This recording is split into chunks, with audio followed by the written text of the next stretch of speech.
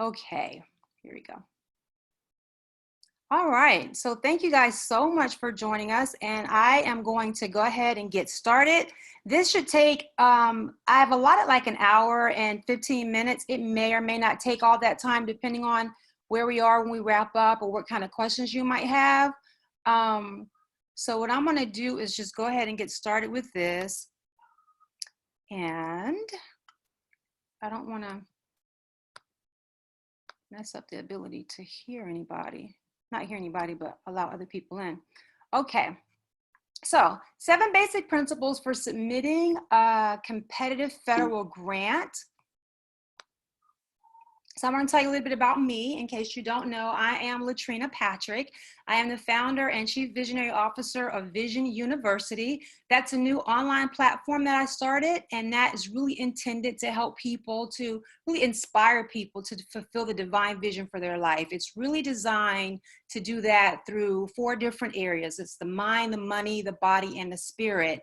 And I share a lot of different content, some through blogs, some through podcasts that's really geared towards women and empowering women. And then I have this educational side that is where I offer the different trainings, my grant writing training, nonprofit training, health and wellness type of health coaching type trainings.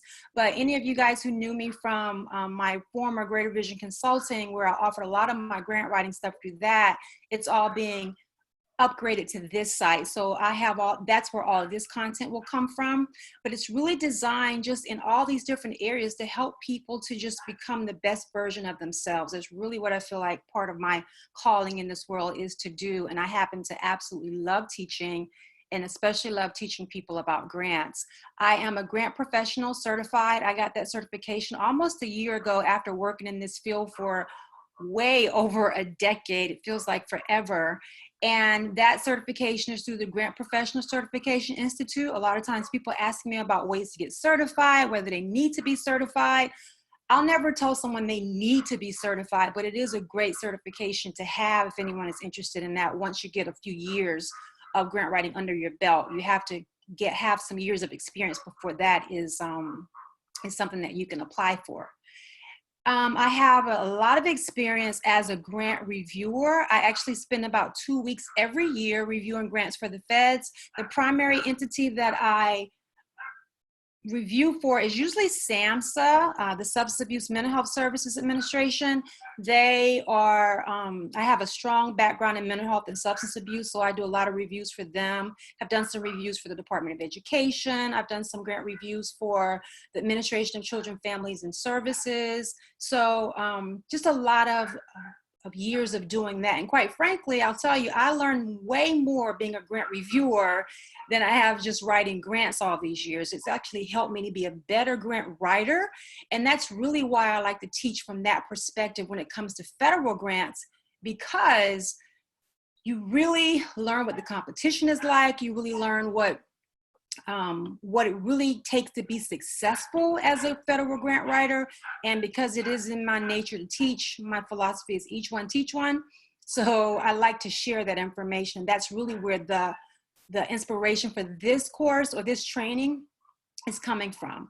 I had spent a lot of years in this nonprofit sector in a lot of capacities as a director of programs for multiple nonprofit organizations, large and small, a program director, and then as a grant writer. My current day job is with the city government here in Florida. And so I am a full-time grant writer in that capacity as well. So we go after a lot of federal grants. I do a lot of trainings for my department as well. So I love teaching people how to do this. A little bit about my story before I get into the actual teaching, just to show you how it's kind of connected, is that, I started out as a communications major, mass comm major in undergrad. So I worked for several years as a reporter, and I spent a lot of years in television, but the beginning of my career started out in print. And I worked for the first African-American millionaire that I actually personally knew, period, but a very successful businessman. And I worked for him at his local paper. He had a weekly paper. He loved my writing, and he asked me to write his story. He'd actually had someone that started his autobiography, and then he asked me to finish it. And I was fresh out of college, like a month out of college when I started working for him.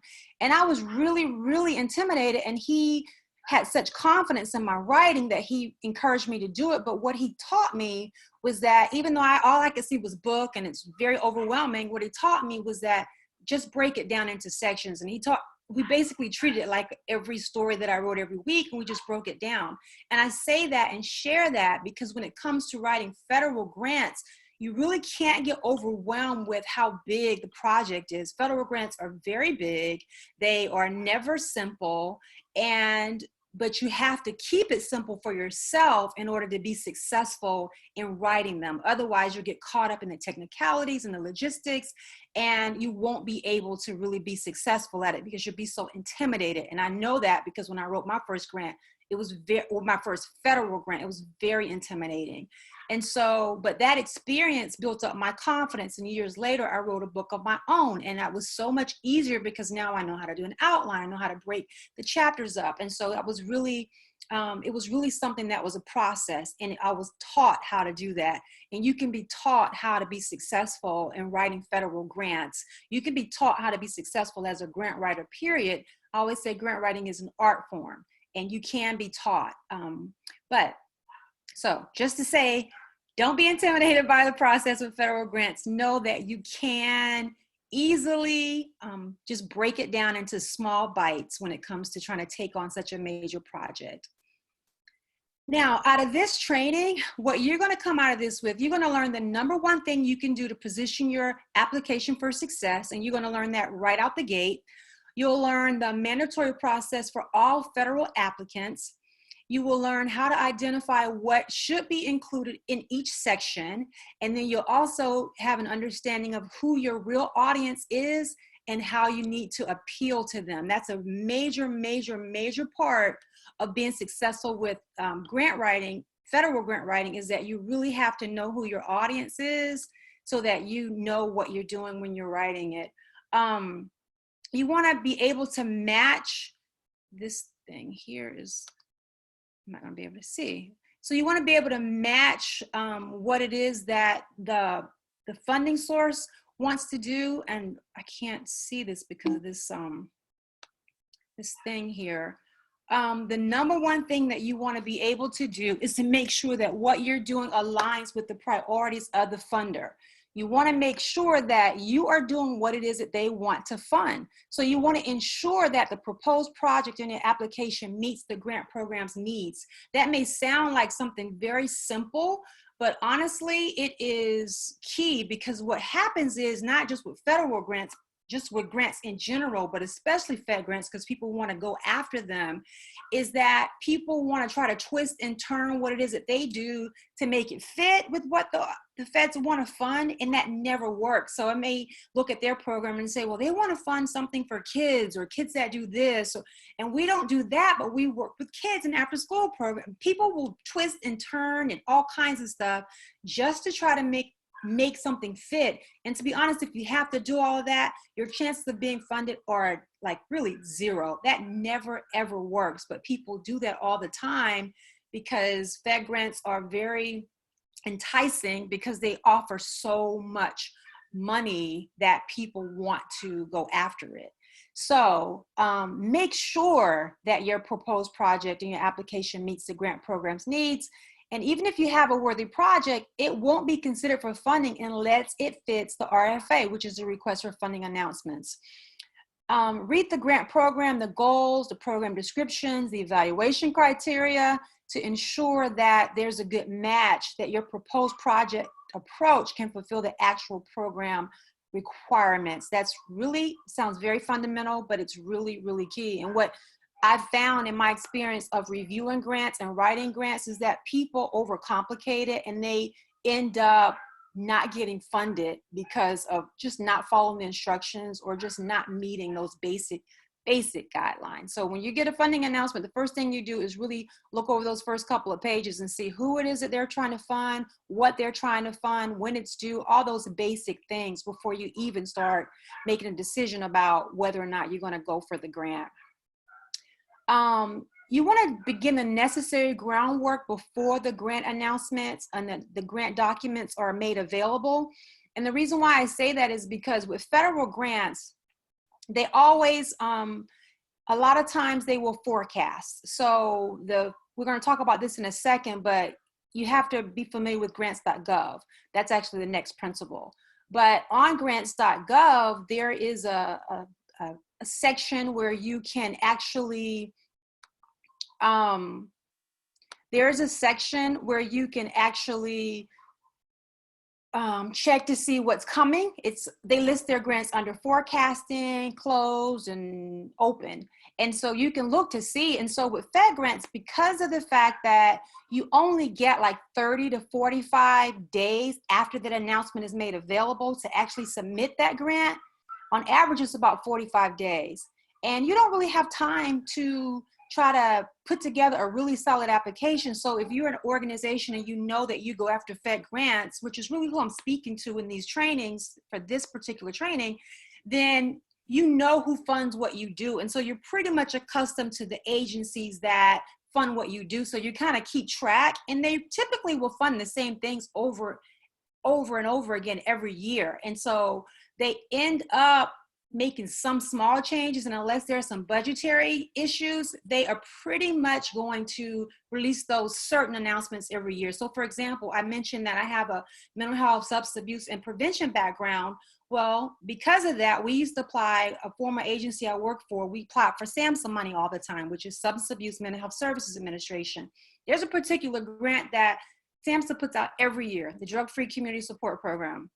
They put that out every year. So if I know that we're not ready this year, we need to get our ducks in a row, then I can just pull down that grant announcement, see the different areas and what we need to do, and start getting ready in advance and not waiting until the last minute. So that's one key for success, is to make sure that you start doing your work in advance.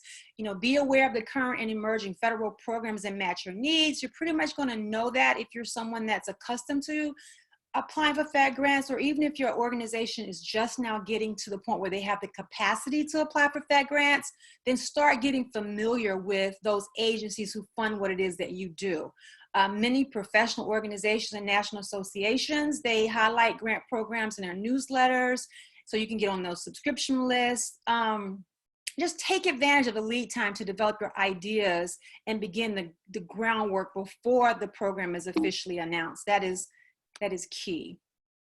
And during this time, you know, if you haven't already, develop a network of contacts that can help. You know, in Fed grants and just in grants, period, collaboration is so key. You have to have collaborating partners to be more successful. State and local government entities, university staff, just in those organizations that may provide support to your project. Again, if you're an organization that's already at a point where you're doing things and you have really great programs that are already getting funded, you already know that you're already doing these things. You already have these partners in place. So just solidify those partnerships, get your letters of support and letters of agreement and memorandums of understanding, all those things together in advance so that you have everything that you need. And then another thing is just developing committees or grant writing committees or subcommittees that's always actively looking for ways to find the right fit when it comes to funding. But you have to always keep something going, because it's a process, and it's a process that you need to be very systematic about if you're going to be successful. You have to be very strategic, organized, and systematic when it comes to applying for federal funding. When you're not, then it makes it very difficult to submit a competitive application, because you're always rushing and trying to throw things together at the last minute. Part of that is just the nature of the beast. You know, you end up doing a lot of stuff last minute, but for the most part, when you can avoid that, please try to avoid that and be prepared. So principle number 3 is be familiar with grants.gov. You have to absolutely understand this process to be successful. Grants.gov is the database, the federal grant database that I think it's 26 or 29, something like that. It's between 26 and 30 government agencies, and this is where they upload their grants. They are required to do that. So if you're applying for federal grants, they're all going to be listed at grants.gov. This is mandatory for federal grant applicants. You cannot apply for a federal grant without being registered. Not you as a grant writer, but your organization has to be registered. And the key thing here is that it's a multi-step process. So you don't want to do that you don't want to start that process when the grant announcement comes down. So you want to start working on that before you ever start applying, so that that's one less thing you have to worry about. If the process of being registered as an organization can take anywhere from 2 to 4 weeks. It's rarely that long it's rarely that long as 4 weeks, but it could be. So you want to make sure you're not pushing it. And you can go ahead and get this done whether you are applying for a grant or not. You don't have to redo it.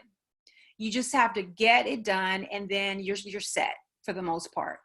But you have to go through several steps. You got to get the DUNS number, and they're about to change that this year. They are doing away with the DUNS number. And so I think by the end of this year, they'll have done away with that, and they're switching that process. And then you want to learn the grant search process on the site. So it can be a little tricky, but it's pretty simple once you learn how to filter through the site, but you have to spend time on the site to be familiar with it. Provide information that is a part of the evaluation criteria that's going to be evaluated. So the reviewers are going to assess the merits of your application based on that evaluation criteria. So when you have the funding announcement, the RFA, RFP, request for proposals, I interchange those a lot. They're the same thing, really. But you're responding to that based off of what that criteria is in each section. So each section, when they get to the section where they describe what they're looking for in the problem statement, what they're looking for in the program description, what they want to see in the organizational description, what they want to see or what is required in the budget, they have that criteria. That criteria is there for a reason. That's exactly what they give the reviewer. The reviewer doesn't get some different form and then they're just judging you off of something totally different than what was made available to you. They literally will print out that section of the RFP and give that to the reviewer, and that's what we're doing our checklist. So get in the habit of making sure you answer every single bullet that is listed in that evaluation criteria, because you will be scored based on every bullet. So don't think that, well, I'll just answer this part, or this doesn't apply, or whatever. You need to explain, you need to reference every section and make sure you answer every section, because really that's half your score. Half your score is just responding to each section. And when you don't respond to each section, you're losing points off the top. And then the other part of your score is the substance. So how well did you respond to that section? So if you don't have the substance and you didn't hit each section, you really aren't going to have much luck being successful by being funded, because you really need to max out on your scores, and every score, every point matters. Every point matters, because a lot of times it literally is a tenth of a point that can stop someone from being funded between them and the next guy. So every point counts. Be thorough and concise. That sounds like an oxymoron, but it really is what you have to be artful about when it comes to being able to write grants. You want to say the right things, but you don't want to spend a lot of time saying it. That is a skill set. Be sure to put information under the right section. A lot of times, if you don't answer the response in the right section, but say you address something, it was about demographics, and you didn't bring it up in the problem statement when they asked for it, but instead you addressed it, or you mentioned the demographics for your target population in the program description. Well, for most grants, and I know for SAMHSA, you're being graded based off of that section. So the reviewer does not sit down and read the entire application and then go back and score it. They read each section. You read a section, you score it. You read a section, you score it. And so you're penalized if we score this section and you have nothing in there about what we're looking for, and so you don't get the points for that. But then we get to the second section and you addressed it. It doesn't matter that you addressed it in that section. You have to get in the habit of addressing it in the section that they asked for. That's a really great tip that can help you score better so that you can be more competitive and actually get funded. If you are unsure about something in the RFP, it's really okay to reach out to the program contact that they list. That's really what their job is. People who write those RFPs are human. They're not like computers. They make mistakes. So if there's some conflicting information, always pick up the phone and call, or more than that, get in the habit of emailing, because they'll respond and they have to respond. But you'd rather get some clarity, and sometimes you're not the only person that's had that question, and they'll make sure that they make allowances for that. So if you're not clear about something, or there's something's really confusing, that's what the program contact is for. So this is key. Principle 5, explain omissions rather than hope that it won't be noticed. This is key. And this is key for people, especially those who think that they can just slide through and, they're just trying to go because they may or may not fit the criteria for this grant, but they're just throwing their hat in the ring like people often do. But, and so they leave stuff out. But what is not said in the application can actually hurt as much as or more than what is said. So very often the application loses points because an omission from the application was not explained. So for example, if a segment of the population is not included in the project, this absence should be explained. If something is not included in the application, it simply does not exist for the purposes of the review. Reviewers are not going to read into anything. They're not going to make any assumptions. You're only being evaluated by what is in front of them. So if it's not in there, they're not going to go to your website. They're not going to infer anything. They're just basing you on the merits of what is in the application. So they're not going to read between the lines. And you'd be surprised at how many people think that they will. They won't. So don't get in the habit of that. Treat the application as a cohesive document instead of just sections. And so what I mean is, in the grant application, of course, they break down each section into the problem statement, the program description, the organizational history and background, all those different things. And I think that what can happen is that people can see these different sections and they treat them like they're not connected. The key is to remember that this is just one story broken down into various sections. Just like you're reading a book. You're reading a book, it has different chapters, but they all are threaded together, right? So it's the same thing when it comes to putting together a federal grant application. They should be cohesive. There should be a flow to your narrative. Each section should build off the previous section. So that's why one of my biggest pet peeves, and a lot of reviewers feel this way, is that when you're reading a problem statement for an application, for example, and a lot of people won't focus on not a lot of people, the people who aren't good at this, they have a tendency when they start talking about the problem, they want to immediately start talking about what they're going to do about it. Don't worry about that. The problem statement is just setting you up for the program description, and sometimes referred to as a program or project approach, but it's where you describe your actual program. That is what that's for. So you're setting them up, you're just teeing it up so that you can now come back in your program description and say, okay, we just made you feel awful about how bad our community is or how bad this issue is impacting us.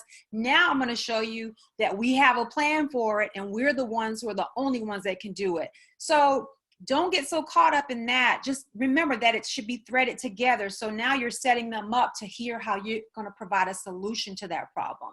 So every section is building off the other section. Another key thing, and you may not ever heard it put this way, but know the main character in your story, because you're really just telling a story. If you're doing this well, you're telling a really great, compelling story.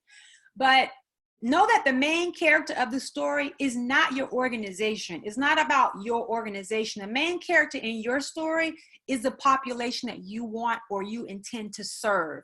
Those are the ones who are going to drive your story forward. So if you can remember that it's not about you and your organization, it's about this community that you're serving and why they need your services so much. And knowing your audience is key. And that leads me into principle number 7. Know who your audience is. Remember your audience. The audience for you is that reviewer. Reviewers are people. They are not. So when I want you to really get in the habit, this is what reviewing taught me that made it so much easier for me to put together federal applications, is that reviewers are people. Number one, know that your audience are a group of people who know this program that you are applying for. So they're not people that you can pull the wool over their eyes and think, well, they won't notice this. 9 times out of 10, these are people who, number one, are experts in the field. So for example, I share with you guys that I review grants for SAMHSA. Well, SAMHSA requires that, you know, in order to be a reviewer for them, they want to know your background and they want to know your field of expertise. So I had to demonstrate to them and submit my resume and all of that, that I have an extensive background in mental health, substance abuse prevention, substance abuse treatment, to even be eligible. So know that the people who are reviewing your grants are experts in that field. A lot of times they are people who are actually implementing those very programs that you were applying for funding. So they know the ins and outs, and so they can identify gaps in your proposal very quickly. And they know the reality of implementing those programs, so they know that your budget is unrealistic. They know that this is not going to work, or this probably won't work, or so it's a lot. So if you remember that these are people who understand this program that you're applying for, even if you may not understand a lot of it, they do. You want to appeal to their humanity because you want to evoke emotion. And so sometimes people, when they're submitting federal grants, they can get so caught up in the technical stuff, the logistics, the page numbers, the fonts, you know, all the things you have to submit. But you got to remember, you got to tell a story that makes them feel something. You want to evoke emotion from them, and there are strategies to do that. And I teach that in some of the more advanced level courses, because it is a skill set to be able to tell a story, and I call it strategic storytelling, because you have to be able to do that when you're putting together a grant application that's going to be competitive. And then, so appeal to their humanity, make them feel something, and then convey your story in a way that evokes emotion. You want them to feel something, empathize, and even sympathize with the target population that you're serving. And so finally, I want to offer you one more little bonus. I want to offer you a bonus tip. Instead of the 7 principles, you want to keep your application reasonable, businesslike, and professional. And the reason why I wanted to add this in here is because it sounds like a little thing, but everything in putting together a competitive grant application, especially a federal grant application, every little thing matters. So you want to be mindful of just how aesthetically appealing it is. You want it to look good. You want it to be error-free, and you want all the forms should be completed correctly. And that's just the technical stuff. But I really want you to think about the narrative and the proposal and all that stuff. You really want to pay attention to detail. One of the things that is so annoying for a reviewer, and especially for me, is that when you start reading a proposal and it has a bunch of typos. It has a bunch of typos. It has a bunch of grammatical things that are not grammatically correct. It makes it very difficult to read. You have to reread sentences to try to understand what they're saying. And these are times you do have to try to figure out what they mean. That's not a good space to have your reviewer in when they review your application, because they are, it's frustrating. And so if you look at it from the standpoint of, again, knowing your reviewer, for one application, that the typical, I mean, for me, I've never had a grant review where I didn't have to review probably less than like 7 or 8 and up to like 12. And that's a lot. 12 is a lot to review. So you're reviewing these grants, and it takes 2 to 3 hours just to review one grant. It takes 2 to 3 hours because of all the processes that we have to go through, the reading, the stopping, the starting, and all that. So if they're frustrated reading your grant, that doesn't put them in a good space when they're actually time to score. So you want to make sure you don't have a bunch of grammatical errors. The application should look really good. The applications that get funded They get the high scores. They look good. They're easy to read. They're visually appealing. They use their white space very well. It's not too small. It's a lot of little things that push you in a good frame of mind when you sit down to read it, because you're like, okay, I hope the content is good because it looks good. Read and follow all the directions outlined in the grant announcement documents. I always say, if anybody has watched any of my videos or a lot of my videos, you hear me say repeatedly that the number one reason that most grants don't get funded is because people don't follow instructions. You would be surprised. So it's sometimes it's a matter of them not even making it to the reviewer, because there's a pre-screening that happens before it ever gets to a reviewer, and they're checking the page numbers, they're checking the font sizes, they're checking the required forms. So if any of that stuff is messed up, you'd be shocked at people who didn't make it because they didn't have the right font size. They didn't follow the page numbers. Or sometimes when they don't follow the page numbers, what they'll do is their application will still get to the reviewer, but what happens is every page you went over does not get submitted. So it'll be like an incomplete application. So that's not going to score well. And you may say, well, why do they do that? Why does it matter? Because this is a lot of money. And the feds feel like if we can't trust you to follow the instructions on the font size and the page numbers, we're not going to trust you with millions of dollars. And that's really the bottom line. So follow the instructions explicitly, and you will be above most of the people who submit. And you want to be mindful too that the competition is really, really, really high. It's really stiff. And to get funded, you can score a 90 on an application and not be funded.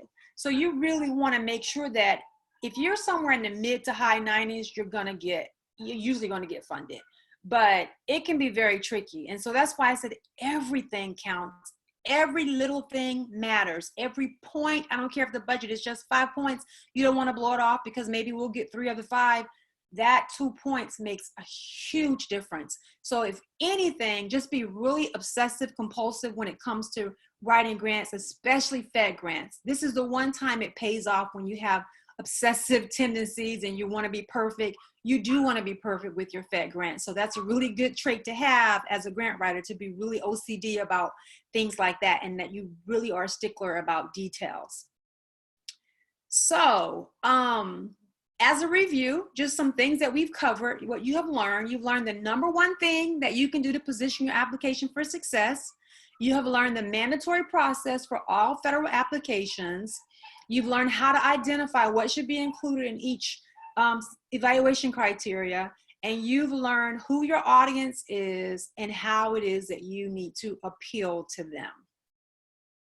So if you want to go deeper, I am actually preparing for a new workshop, or I should say a new course, not a workshop, but it's actually designed around this. And it's really mastering the art of winning federal grants. And it talks about how to simplify the application, present a compelling narrative, and maximize your score.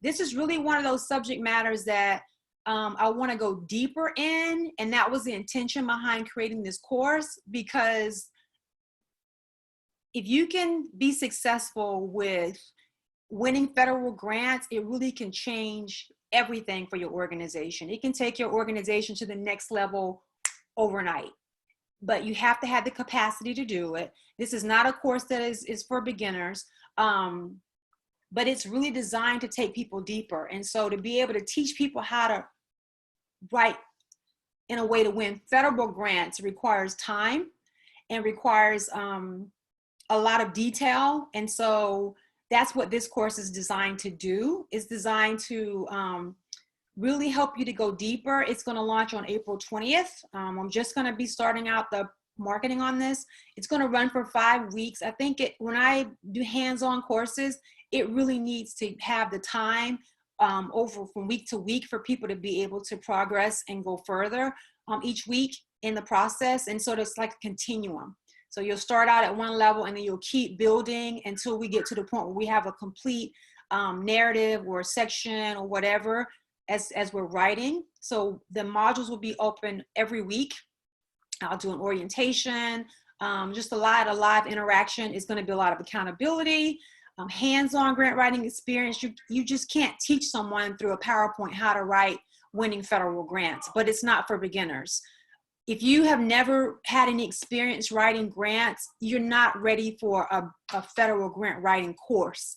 You need to have some level of understanding, some experience in writing before you can enter a grant writing course for federal grants, because you'll never be able to keep up and you'll be frustrated and feel overwhelmed because it's a lot coming at you. And if you have nothing to pull from, it's not going to be the right course. So it's not for beginners. I do have things that I've created that are designed for people that are beginners.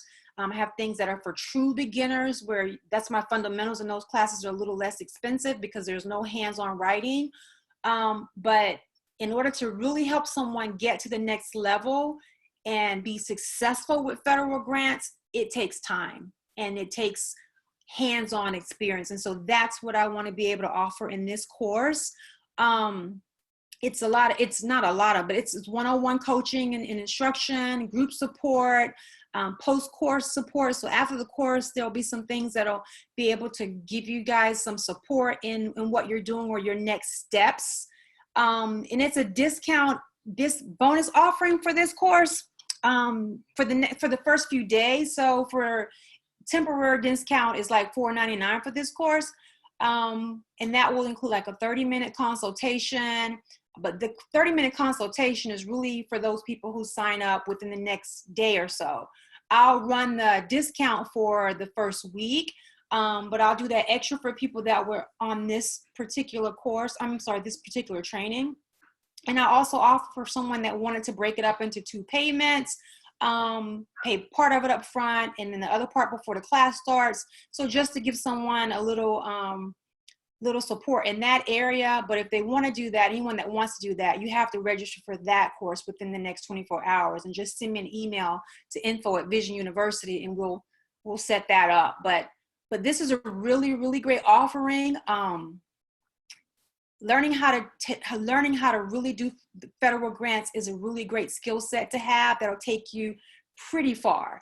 Nobody can ever guarantee, I would never say you're going to be guaranteed to get grants. I'm not that type of person. I'm not going to say that. Nobody can ever promise you that you are going to guarantee that you can get a grant, especially a Fed grant. But what I can promise you is that I will teach you some strategies that's going to help you maximize your score, make your application way more competitive, and put you in a position where you can be successful in doing this, because I understand what the competition is like.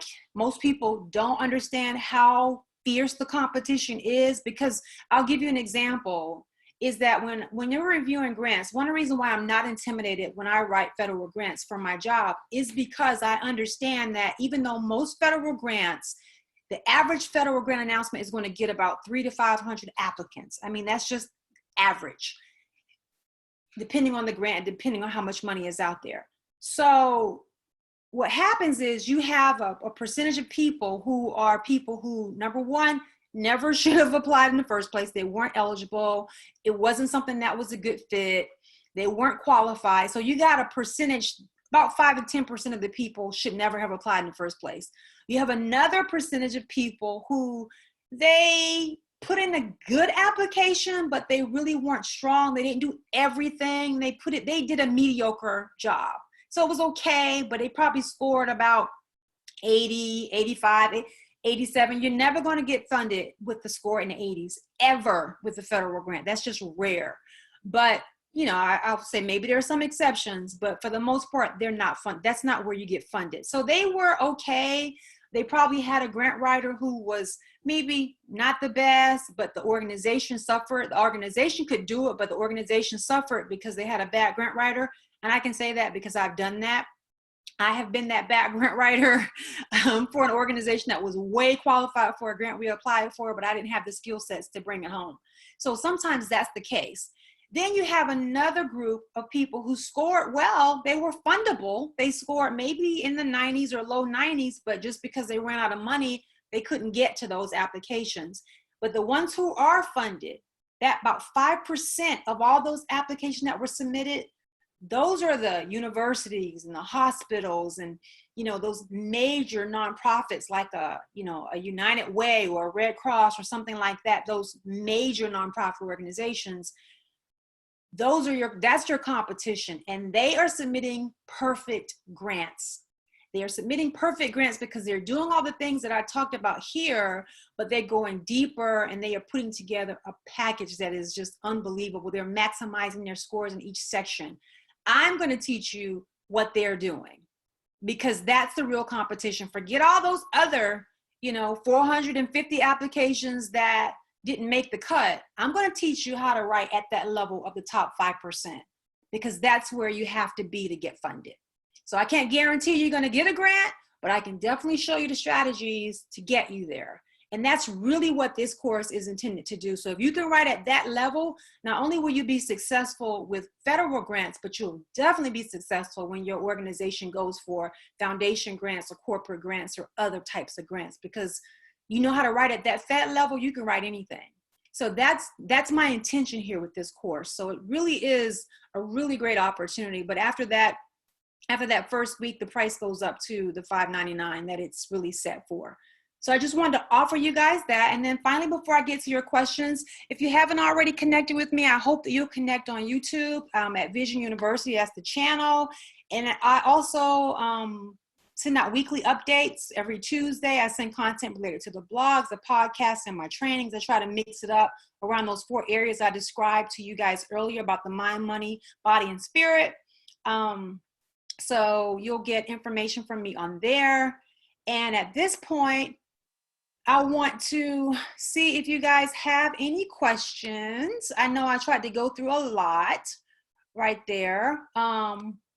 And I'm opening up the chat right now. So if you have any questions, go ahead and, okay, Tiffany, go ahead. Love to have your question. And so, but yeah, let me know if you guys, sorry if it got dark in here. I had my window open and it's dark. My video is dark. But let me know if you guys, was that information helpful? Was it too much? Give me some feedback. Even if you don't have a question, I'm waiting for Tiffany to get her question out. And just, you can type your question in and that will be helpful.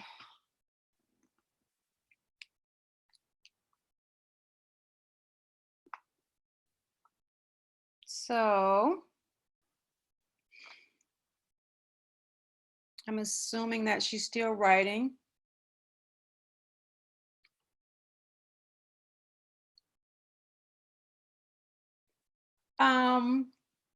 So yeah, I'll just tell you just a little bit more while I'm waiting for the question to come down. But yeah, so basically, when it comes to, you know, federal grants or whatnot, people really go after them because they're the most rewarding. So Tiffany's question is, so I've taken a grant writing course in the past, but still a little confused if your workshop is for not be a good fit or do a refresher. So Tiffany, it sounds like you're trying to understand whether or not you took a grant writing course in the past. What is it that you want to know about what the difference is in my course? Was yours specifically around federal grants, or was it just a general grant writing workshop? And also tell me if you are, if you have any experience writing grants. Like what is your level? Are you a beginner?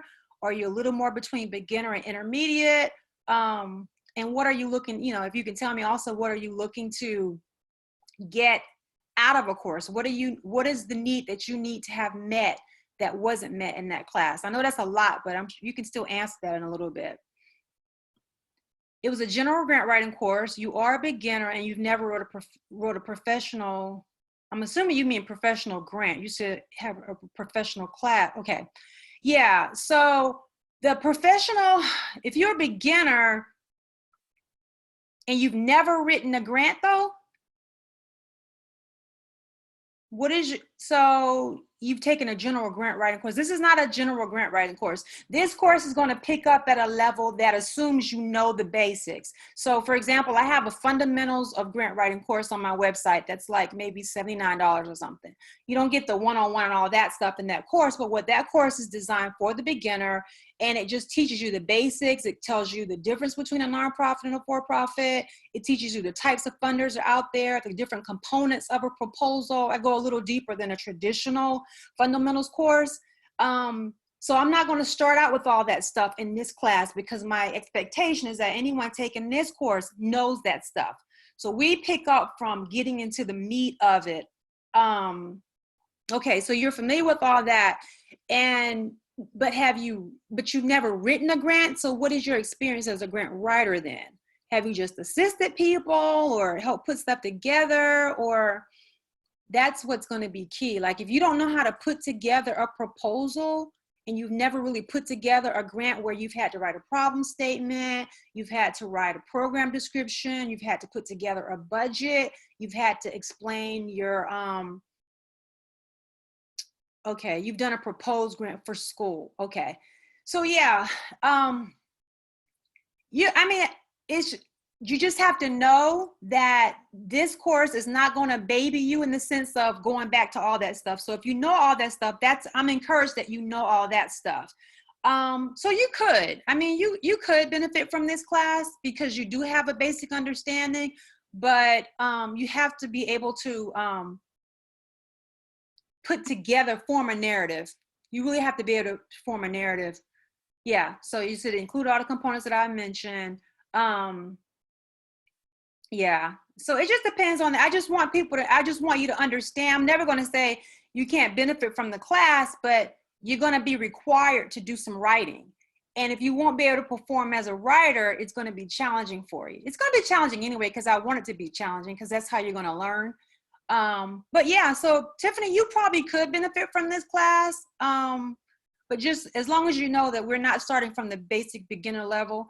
And Malcolm said, I'm a beginner and listen to you from YouTube. I think it could be useful for me as a beginner. If you think so, Malcolm, as I mentioned before, I'm not going over that basic stuff. And when I say there's accountability in this course, there is accountability. So you have to submit your assignments, because here's the thing, you get out of it what you put into it. And if you're not coming into this course to do the work, you're not going to get anything out of it. I've had people take courses and they pay, $200 for a course to do hands-on, and they won't do the assignments. Well, I can't make you do the assignments, because you're not going to learn if you don't do it. So that's why I said there's accountability, and that's fine. So Tiffany says, my greatest weakness is getting confused with applying the theories and research.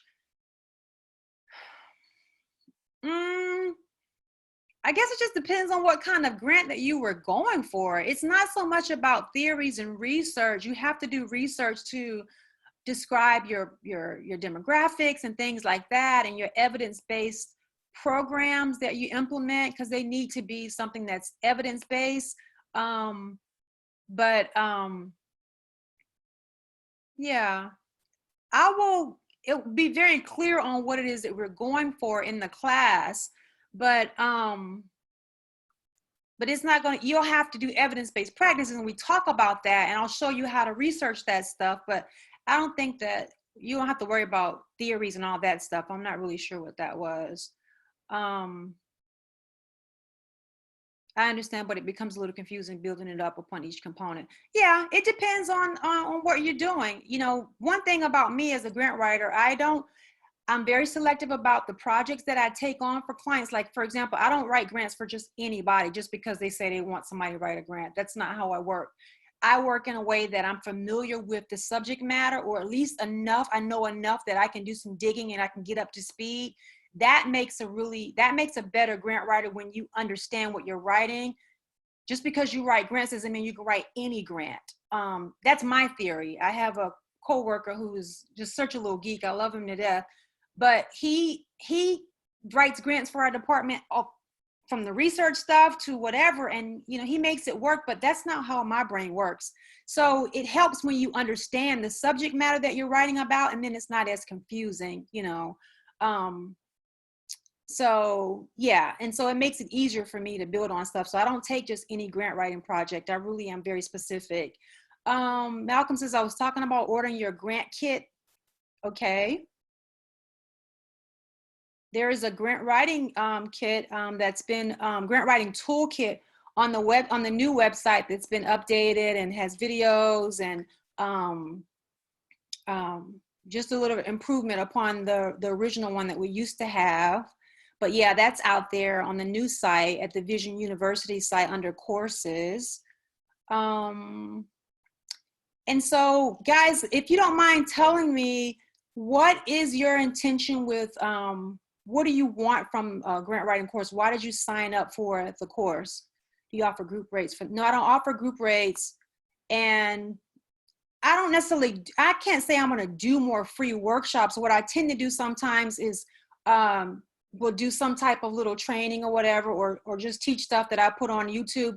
I have a lot of free content on YouTube. I have over 100 videos on YouTube, but those are not going to get you to the level of a federal grant. I don't have anything out there like that. But no, there's not any group rates for the April workshop. I'm keeping it very intimate. Are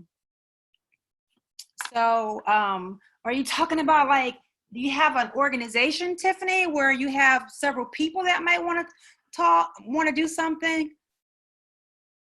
Hey, Coach Jay. You wanted to get some understanding of how the process works. Got it. I'm so glad that you took time out. Congratulations on all your success, and you're just doing the thing. I'm so proud of you. Thank you for taking time out to. Have you found out any information that you found helpful, Coach Jay? So that question is out there. And then Tiffany, do you have an organization where you have several people that might want to come? Okay, interesting. Expand a community center resource, and it takes some grant funding. Got it. Got it. Okay, good, Coach Jay. So glad. Okay, well, Tiffany, if you have several people who may be interested, let me know, and maybe we can work something out. I hadn't thought about a group rate, but if you have, and this one will be, I keep the hands-on grant writing courses. I don't like to get them too big, and because you have to be able to give people attention, you have to be able to really give them great feedback. So the last time I did a really intense one, I kept it to like 10 or 11 people. And that's a lot to be giving. That was a lot because you're trying to give people really personal attention, and you're really making sure that you can give them the proper feedback, and you can't do that when it's a huge group. So a lot of times what I do, if it's more, I'll keep it to like no more than 10 people. And then maybe if it's a lot of people who sign up, then what I can do is start another. I've done that before. I've run concurrent classes when it's more than the 10, because you want to give people attention. The main thing I'm walking away with is you have to be prepared to put your, exactly, grant writing is not for, you must be seriously, yes, I say that all the time. Grant writing is not for the faint at heart. It is not. It is, you make a really valid point. You have to be able to put some skin in the game. And I tell people is that a lot of people from the nonprofit side, they want to hire a grant writer, and they're like, well, will you write a grant for me? I'm like, it's not about, you can have the best grant writer in the world, but if you don't have a good program or something that's fundable, it doesn't matter. So you have to have something that people can work from. And then from the grant writing side, where you have to put skin in the game, is that it's a lot of work, like anything. And y'all know this, whatever you want to do, it's anything that you want to do, you're going to have to put some work into it. And grant writing is like that. You put in a little work, you get a little result. If you put in all the work that I'm going to teach you in this workshop, that's why I said I can guarantee you it's going to up your game. But it's a lot of work, and it's not easy. It's not something that you just do. You have to learn how to do it. One more thing, I've never received the grant writing toolkit when I subscribe to your website with Greater Vision. Well, that is because that promotion was like 5 years ago. And that's the thing about YouTube. What I've learned from that experience is that you have to kind of say in videos now, that this is for a limited time, because that promotion was, I promise you, like 5 years ago, even more. It's actually more than 5 years ago.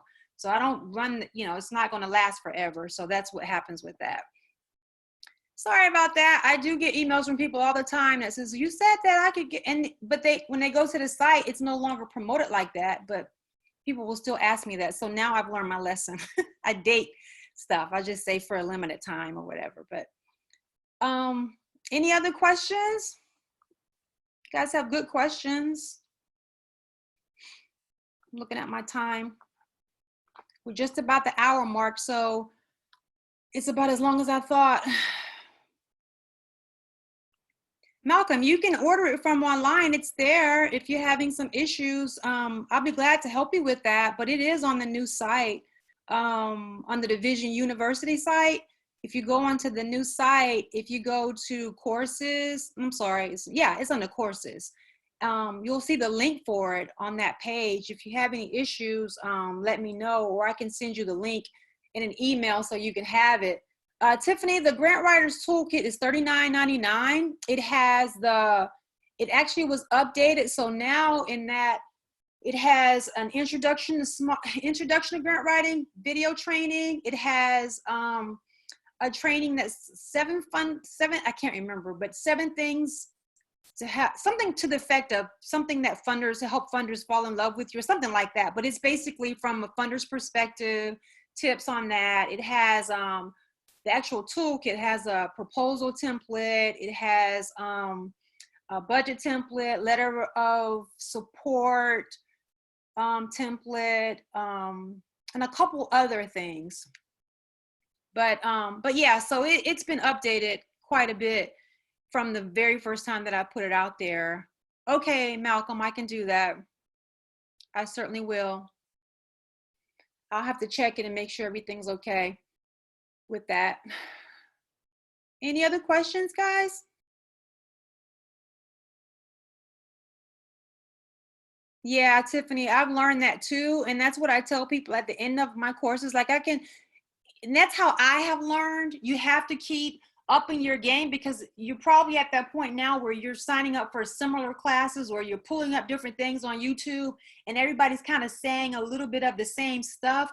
That's what you're going to get. That's what you're going to get when you only invest in free content or whatever. If you're serious and you want to go to the next level, you have to be able to up the ante. And I have been one that has done that. You take a course, you kind of learn from it, you do something with what you learn, you get to a place where you're ready to go to the next level, you take another course. And the key is finding someone that you gel with. Like, there are a lot of videos on YouTube, but I can't listen to everybody. There are certain people I connect with better. And so I kind of stay in that, I kind of filter through what's out there based on how I learn and who I can learn from. So you have to do a lot of that. And you kind of get that when you are getting a lot of free content. But when you're ready to go to the next level, you have to find someone that really matches, your personality and the way you learn, and then invest in that. That's what works for me, because you can get overwhelmed. There's a lot of information out there. You're so welcome, Coach Jay. I enjoy sharing the information. I'm glad it was helpful, Tiffany. Yeah, you have to find people you can gel with, because everybody doesn't learn the same, and I learn from different people better.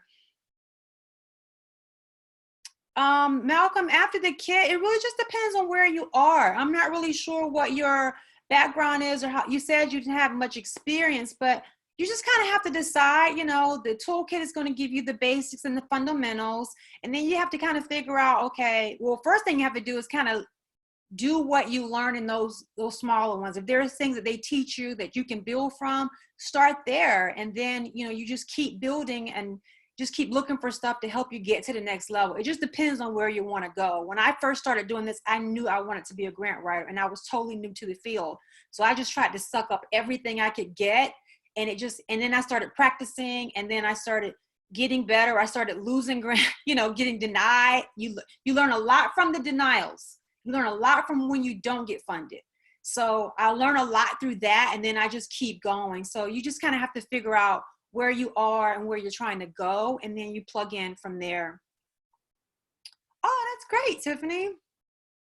Yeah, I I have gotten emails from people that were like in Texas, and they go to some university, and they said that their teacher assigned them my YouTube channel, which is pretty flattering. I thought that was nice. And I actually had an instructor for a university out in Texas who asked for my permission to do that. And I told her, look, it's free content. I appreciate you asking me. I'm flattered. But yeah, feel free. So it surprised me when people say I was assigned your channel to learn about grants. You don't get appeals per se. Well, it depends. You don't get appeals for grants, Tiffany, but you do get to request the funder's notes. And a lot of times they'll send that automatically with Fed grants, which is why they make reviewers write so much, because we're writing our feedback based on the fact that you want to know what you did wrong and we want to help you get better. So we spend a lot of time writing those critiques. There are some cases where you can appeal. I don't think you can appeal, but a lot of times people who get upset will reach out to their congressman and say, we didn't get funded. This was in your district. What's the deal? And a lot of times those congressmen will reach out to that Fed agency and say, what happened here? Feds hate when congressmen do that because they hate, but they have to respond. So it just depends. But good night, Coach Jay. Thank you so much. But yeah, so you can't appeal, but you can get the funder's reviewers notes and see what you did wrong. And you learn from that. I learned a lot from that. Okay. Any other questions before we sign off?